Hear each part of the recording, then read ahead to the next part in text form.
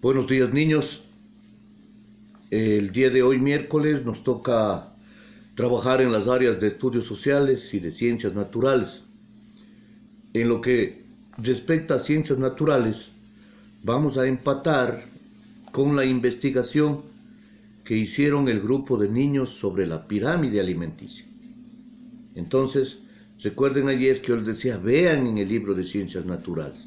Hoy vamos a ver todos, porque entiendo ellos ya investigaron, pero hoy vamos a ver todo el grado porque así nos toca, para ir comprendiendo esa necesidad que nosotros tenemos de poder conocer y manejar junto con nuestros papitos esa pirámide alimenticia. La pirámide alimenticia, como les indiqué, no es más que un triángulo. Es un triángulo, ¿sí?, cuya base es más grande, es más ancha y cuya punta es más delgadita, ¿cierto? Eso implica que en la punta ingresan pocos alimentos. Y eso indica por el hecho de que es una punta, no debemos nosotros consumirlo, ¿sí?, en grandes cantidades, sino en pocas y pequeñas cantidades y pocas porciones, ¿sí? Entonces, ¿qué es la pirámide alimenticia? Justamente es un gráfico en el que se representan los distintos grupos de alimentos que debe incluir en una dieta en la proporción y en la frecuencia en la que se debe tomar para que sea una dieta sana, para que sea una dieta equilibrada, ¿sí?, para los seres vivos, especialmente para los niños. En la cúspide de la pirámide, es decir, vamos a ver, aquí tengo mi pizarrón, ¿cierto? La pirámide decía que es como un triángulo, ¿cierto? Ya. Así es la pirámide. Acá sí ve entonces, eso quiere decir en la cúspide. En la cúspide de la pirámide se representan los alimentos, aquí están los alimentos que debemos consumir con moderación. ¿Qué quiere decir moderación? O sea, no debe ser en exceso, ¿sí? Y nunca debe ser diariamente. Por ejemplo, ahí tenemos nosotros, en este caso, los queyes, las tortas, los dulces, los manjares, las mermeladas, ¿sí? Estos alimentos no deben consumirse muy a diario, alguna vez. Por eso es que solo en Navidad nosotros regalamos caramelitos, ¿no es cierto? Porque los caramelos no están buenos para la salud, ¿no es cierto? Sin embargo, nos gustan los chocolates, nos encanta. Y miren que dentro de la pirámide alimenticia, este grupo de alimentos se encuentra en la cúspide. No debemos comer ni a diario, sino de vez en cuando, ¿ya?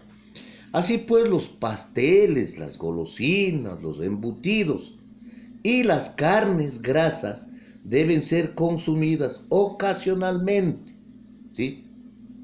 ¿Ya? Y en poca cantidad. A veces los niños nos gusta todos los días comer papas fritas con vienesa. ¿Qué es la vienesa? Es un embutido. Nos gusta pan con jamón y mortadela. ¿Qué es el jamón? Un embutido. ¿Y dónde se encuentra? En la cúspide de la pirámide. ¿Podemos consumir diariamente? No. Ocasionalmente, de vez en cuando. Sí, no está prohibido, pero debemos tomar cuidado en eso, ¿sí? Ya. Entonces, tenemos la comida ocasional. Tenemos el consumo diario, que debemos tenerlo a medida que nos acercamos nosotros, ¿sí?, a la base de la pirámide. Vamos acercándonos, aquí hay algunos alimentos más, y la base de la pirámide es más grande y es más ancha, ¿sí?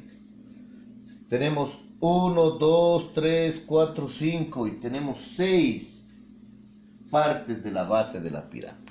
A medida que nos vamos acercando a la base de la pirámide, encontramos los alimentos que debemos tomar, ¿sí?, con mayor frecuencia y en más cantidad. Por ello debemos consumir diariamente alimentos del grupo del pan, de los cereales, del arroz, de los fideos, de las papas, así como frutas, verduras, hortalizas y aceite de oliva. Si ustedes van a ver en la cúspide, ahí tenemos, vean, los alimentos que están prohibidos, que no debemos consumir diariamente, y en cambio, en la parte inferior están los alimentos que debemos consumir diariamente, ¿sí? De aquí para acá, todos los alimentos debemos consumir diariamente. Vean, las frutas a diario, la carne del pollo a diario. Hay huevos que debemos consumir diariamente, ¿sí? Hortalizas debemos consumir diariamente, ¿cierto? Tenemos la leche también, ¿ya? Solo únicamente está prohibido algunos embutidos, grasas, esas cosas, ¿ya? Eso nos indica la pirámide alimenticia. Entonces, vamos a ver si nosotros conversamos. Esta técnica se llama la técnica de la lluvia de ideas y escribimos una lista de alimentos, ¿sí? Que sean alimentos y podemos calificarlo en energéticos, constructores y reguladores, ¿sí? Acuérdense, ¿cuáles son los alimentos energéticos? Los que nos daban energía. ¿Cuáles son los alimentos constructores? Los que nos ayudan a crecer, crecen los músculos, construyen los huesos. Y hay otros, en cambio, los reguladores. O sea, hacemos un listadito junto con la mamá.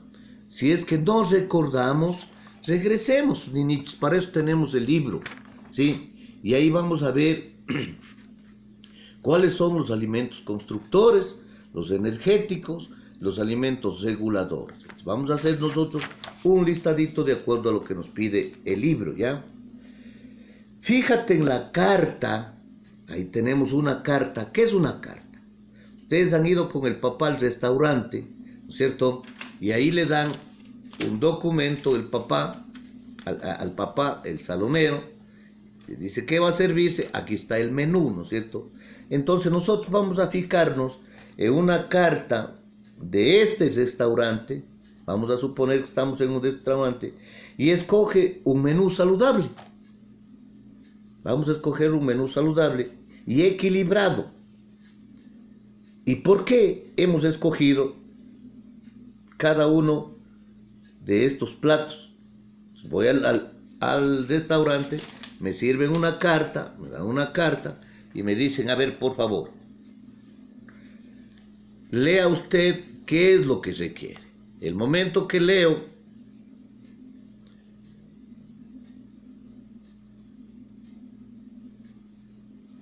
entonces va a aparecer qué nomás hay. Y ahí dice, en el primer plato hay tallarines con tomate, hay pastel de atún, menecha de garbanzos, el puré de verduras. En el segundo plato, lomo con papas, pollo a la jardinera, corvina con ensalada y pizza. Y el tercer plato dice, ensalada de frutas, pastelitos de nata y chocolate, buñuelos y flan. ¿Cuál será de estos tres platos el alimento saludable de acuerdo a la recomendación que nos da la pirámide alimenticia? ¿Qué nos recomienda? Vamos a ver dónde existen alimentos energéticos, reguladores, ¿no es cierto? ¿Ya? Y alimentos constructores. Entonces leemos. Vamos a ver cuál escogería usted. Aquí no vamos a considerar, este está riquísimo porque tienes. Vamos viendo qué es lo que tiene, ¿ya? Ya, entonces, miren, yo veo un plato en el que consta unos alimentos variados y saludables. En otros, en cambio, están saturados de algunos carbohidratos, de grasas, y no está bien. Entonces vamos a ver algo que esté variado y que sea saludable, ¿ya? Bien, entonces eso hacemos observando ya la pirámide y empatando con el proyecto para ir conociendo nosotros cómo debemos alimentar. Pero también dentro de ello hay la conservación de los alimentos.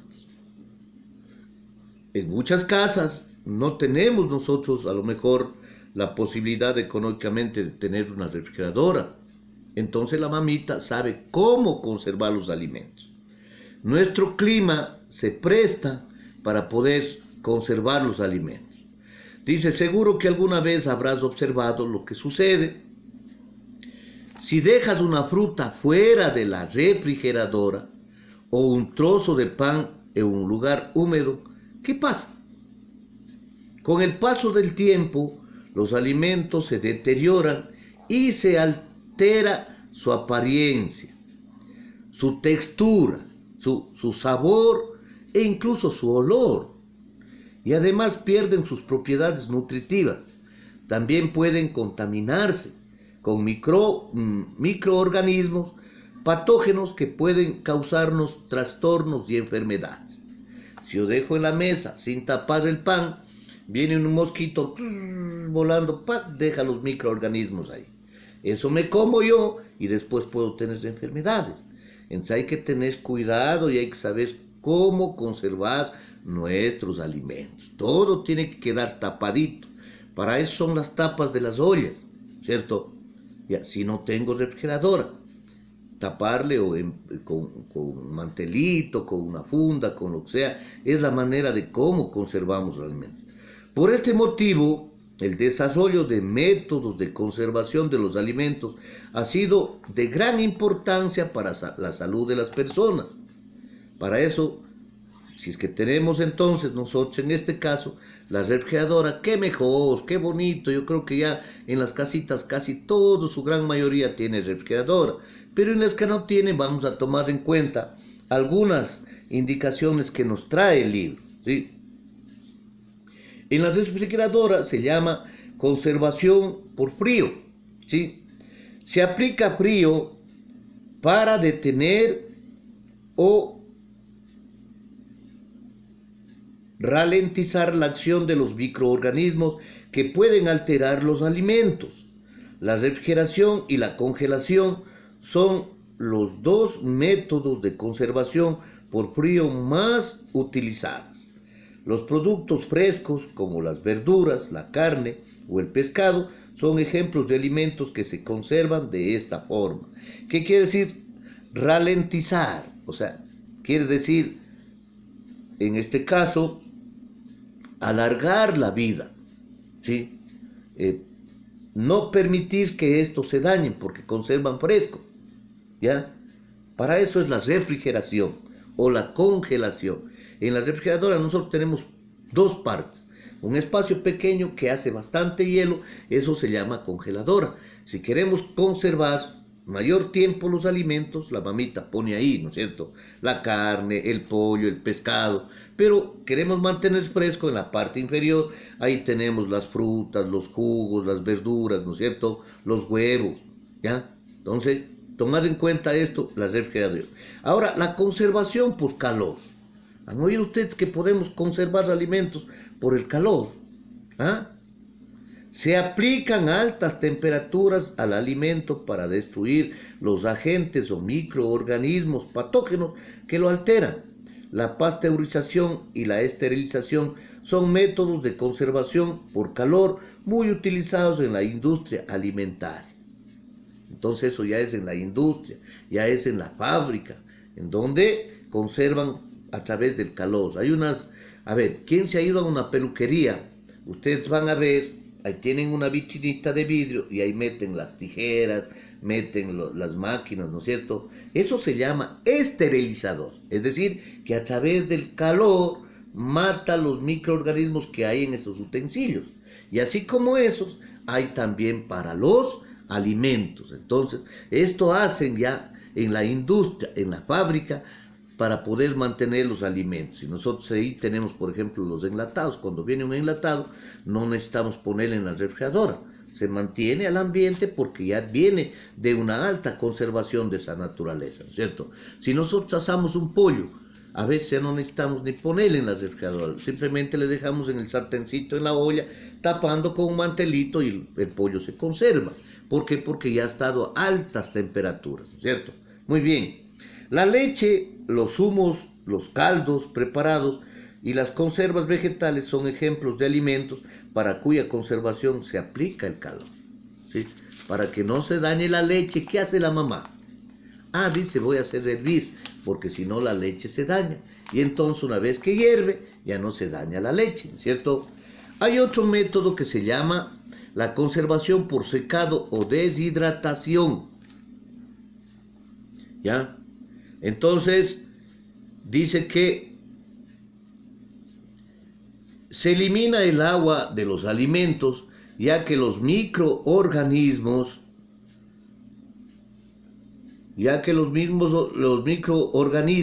no pueden actuar en ambientes secos.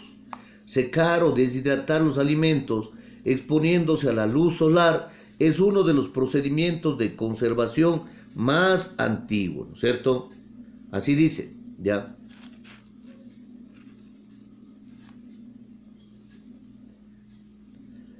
Ahora,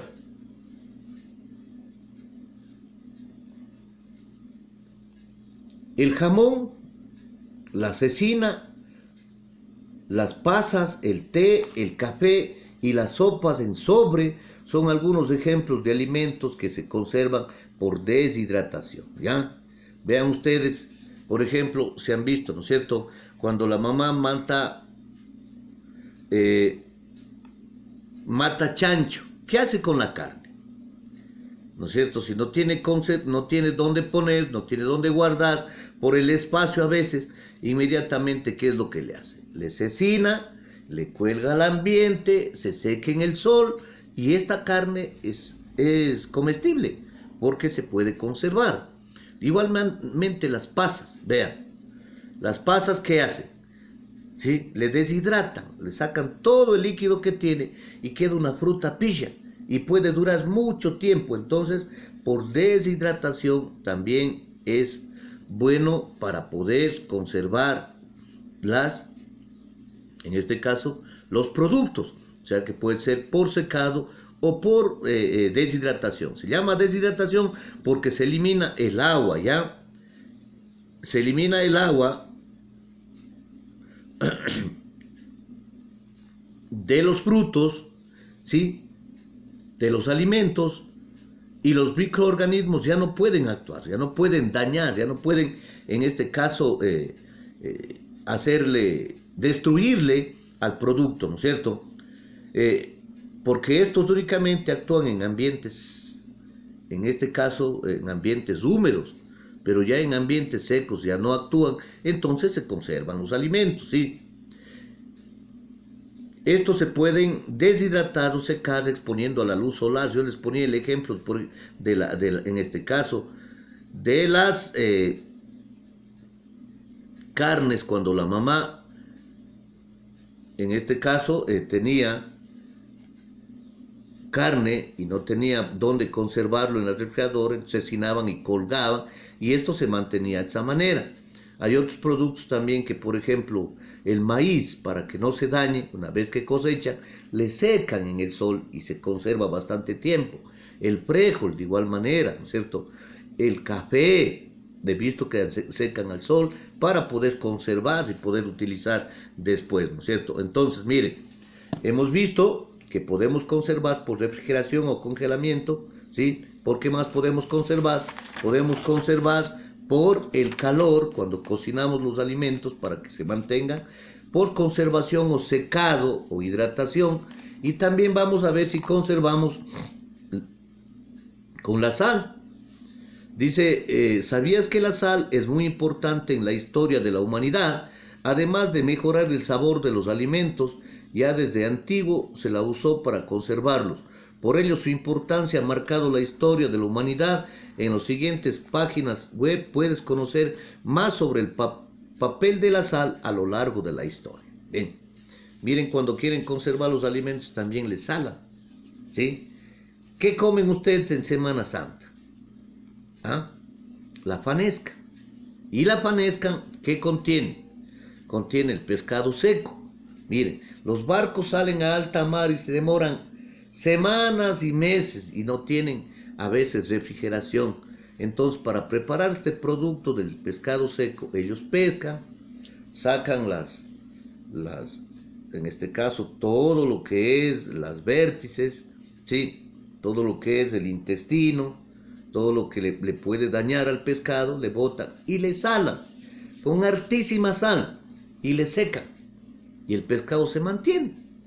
No necesita refrigeración y traen a los mercados a vender después de un tiempo, de un mes, de 2 meses, y puede durar mucho más. Ellos le mantienen de esa manera y se mantiene el pescado, ¿no es cierto? Entonces es otra manera de mantener. Si nosotros queremos conocer más sobre la sal, ahí tenemos 2 links que ustedes pueden entrar a averiguar, ¿ya? Entonces, hay otra conservación por aditivos conservantes.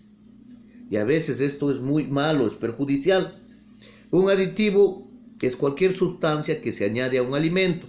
Pueden funcionar para modificar su color, para potenciar su sabor, para cambiar su textura, etc. De entre todos ellos, los aditivos conservantes se añaden a los alimentos para impedir la acción de los microorganismos que lo alteran. O sea, ponen estos conservantes para que no se dañen. Entonces, ustedes ven que en algunos productos existen conservantes que sirven incluso para dar color, ¿ya? Y para impedir que entren los microorganismos. La salazón, el escabechado y las mermeladas son ejemplos tradicionales de conservantes. Sacan la pulpa de la fruta y le ponen un conservante, le ponen un color, entonces ya es mermelada de uva, de naranja, de papaya, etc. Y para que se mantenga bastante tiempo en un frasco, le ponen estos conservantes. Son aditivos químicos, entonces que a veces pueden ser perjudiciales también para la salud, ¿sí? La salazón consiste en añadir sal. El bacalao y algunos otros pescados se conservan con este modo. El encabechado se añade vinagre. Las mamitas cuando hacen, por ejemplo, para mantener en este caso las verduras en un frasco, esto tiene un nombre, que le ponen alverjita, zanahoria, habitas, choclo, y le conservan en una agüita, ¿sí? Ya, entonces para poder conservar eso, le añaden vinagre y dura nomás tranquilamente, ¿no es cierto? Las anchoas y las sardinas son típicos ejemplos de escabechado. Una sardina, una lata de atún, ahí tenemos le ponen el encabechado para que se mantenga. En las mermeladas se añade azúcar, que son tradicionales las mermeladas de fruta. Hoy en día se utilizan aditivos químicos, los conservantes son los más comunes, se utilizan para la conservación de casi todos los alimentos, desde productos frescos hasta platos precocinados, ¿sí? Dice, determina qué tipo de método se utiliza para la elaboración y la conservación de estos alimentos. Una vez que nosotros podamos leer todo esto, vamos a ver algo sobre la malnutrición, ¿ya? Entonces, ¿qué es la malnutrición? La malnutrición es de lo que nos nutrimos mal. Y por eso hoy vemos niños obesos. Hoy vemos niños que no se han alimentado bien y por lo tanto solo han crecido su grasa del cuerpo. Unos niños con cachetes bien grandes, ¿cierto? Unos niños con una barriga bien grande. Y cuando ellos no deben estar así porque están en proceso de crecimiento. Los organismos internacionales como la OMS y la UNICEF han determinado que en el año 2011 más de 100 millones de niños sufrían malnutrición. Imagínense, más de 100 millones de niños sufrían malnutrición. 60 millones por desnutrición. ¿Qué quiere decir? Porque no tenían que comer. Hay algunos lugares que tienen que comer hartísimo y hay otros lugares como en el África que no comen. Los niños no tienen que comer, no tienen ni agua. Y entre 40 y 50 millones por obesidad. Es decir, vean cuántas cantidad de niños existen por obesidad. 40, 50 millones. ¿Y en qué consiste la desnutrición? Es un grave problema que afecta a millones de niños de entre 6 meses y 5 años, especialmente en el continente africano. Ya ven, no tienen que comer ahí, pobrecito. Las guerras, la sequía y la especulación económica han hecho que sus padres no puedan conseguir suficiente comida para alimentarlos. Estos niños comen tan poco que su cuerpo agota las reservas adelgazan muchísimo y pierden la capacidad de luchar contra las enfermedades. Por eso muchos de ellos mueren. Al mismo tiempo, en lugares como Estados Unidos, Rusia, Australia, Europa y en las grandes ciudades de países en desarrollo ocurre justamente lo contrario. Muchos niños se alimentan en exceso o de forma desequilibrada y hacen muy poco ejercicio, lo que les lleva a padecer sobrepeso u obesidad. A causa de ello, sufren también enfermedades. Según estudios de la FAO, Organización para la Alimentación y la Agricultura, según sus siglas en inglés, la dieta de millones de personas ha cambiado en pocos años y se está haciendo cada vez más parecida en todos los lugares. Cada vez se consumen aceites, carnes, lácteos y comidas rápidas y se ingieren menos fibras dietéticas y menos platos caseros. Este tipo de dieta provoca obesidad tanto en los países ricos como en los países pobres, ¿ya? Entonces, miren, nosotros salimos con la mamá y la mamá me dice, cómete esta manzana. No, yo no quiero, mejor me como una papa frita, ¿sí? Y la papa frita es una comida que tiene grasas. Primero porque ya está el carbohidrato, están las papas.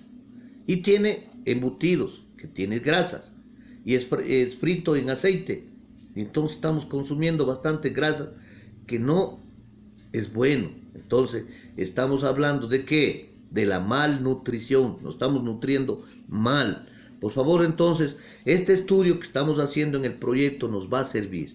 Nosotros ya hemos visto cuáles son los alimentos nutritivos, cuáles son los alimentos chatarras, ¿sí? Estamos viendo ahora la pirámide alimenticia, ¿sí? Cuáles alimentos están en la cúspide y que debemos consumirlo de vez en cuando, no todos los días. Y cuáles son los alimentos que debemos comer todos los días. Entonces, vamos a hacer un dibujito en una hojita de la pirámide alimenticia y de acuerdo al libro recortamos o dibujamos lo que debemos consumir. De esa manera, ¿sí? Hacemos la pirámide alimenticia. Ahí entonces, en la cúspide, los que debemos consumir poco. Más abajo, los que debemos consumir diario. Y lo vamos poniendo, ¿ya? Entonces, vamos a hacer este trabajo. Después de leer este texto, participa en el juego que te propone aquí. Hay un juego, entonces vamos a hacer clic en ese link y vamos a demostrar tu ingenio. Diseñamos el anuncio. Todo anuncio va acompañado de un eslogan o lema publicitario, ¿sí? Entonces, ¿qué producto anuncia cada eslogan?